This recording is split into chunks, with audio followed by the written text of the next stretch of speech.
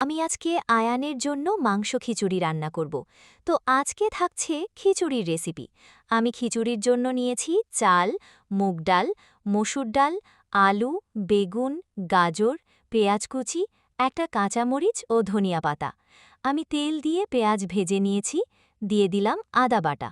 কষাবো, কষানো শেষ, সামান্য পরিমাণ পানি দেব। পানি গরম হলে সামান্য পরিমাণ হলুদ দিয়ে দেব। তারপর দিয়ে দেব ধনিয়া গুঁড়ো। মশলা শুকিয়ে আসলে দিয়ে দেব মাংস। মাংস কিছুটা কষাবো। তারপর চাল, ডাল আর কেটে রাখা সবজিগুলো দিয়ে দেব। চাল, ডাল আর সবজি মশলার সাথে কষাবো। তারপর পরিমাণ মতো পানি দিয়ে দেব। খিচুড়িটা কেমন করবেন, পানির পরিমাণ তার উপর ডিপেন্ড করে। পানি শুকিয়ে গেছে, দিয়ে দিলাম একটা কাঁচামরিচ। তারপর দিয়ে দেব ভাজা জিরার গুঁড়ো। নামানোর আগে দিয়ে দেব ধনিয়া পাতা। ব্যাস, রেডি আমার মাংস খিচুড়ি। এ ধরনের আরও ভিডিও পেতে হলে চ্যানেলটিকে সাবস্ক্রাইব করুন।